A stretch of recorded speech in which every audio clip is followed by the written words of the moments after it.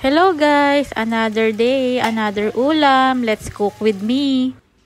Hello guys! Kumusta kayong lahat? So for today's video, hindi nga ako nakapamili ng aming uulamin at tinatamad din akong lumabas. At naalala ko pala ay meron pa akong isang dilata dito na ito na lang ang aking lulutuin. Dahil matagal na nga din kaming hindi nagdidilata, ito na lang naisipan kong lutuin. At iniready ko na rin ang mga kakailanganin, itong patatas, sibuyas, kamatis at bawang. Sa patatas naman, hiniwa ko lang into cubes. At ito nga, nakaready na rin ang bawang, kamatis at sibuyas.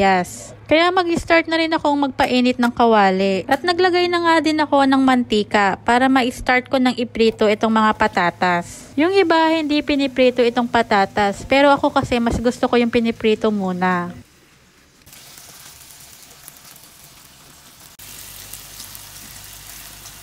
At habang hinihintay ko nga lumambot ang patatas ay nakapagsaing na din ako. At nang medyo malambot na yung patatas, iginilid ko muna para mag-start na rin ako maggisa ng sibuyas, bawang at kamatis.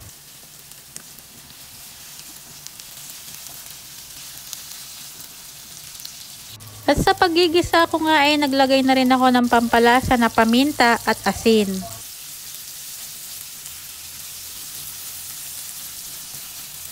At after ko nga maggisa ay inilagay ko na nga itong corned beef. At ayaw pa nga lumabas at ayaw atang paluto, char.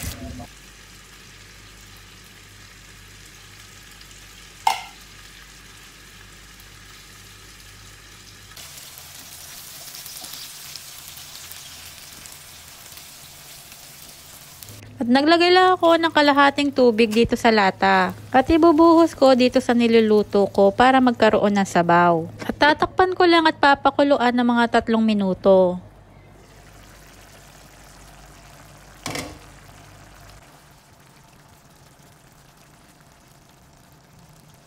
At eto na guys, ang ating ginisang corned beef na may patatas. So ayun lang, thank you Lord sa blessing. Thank you for watching. Bye!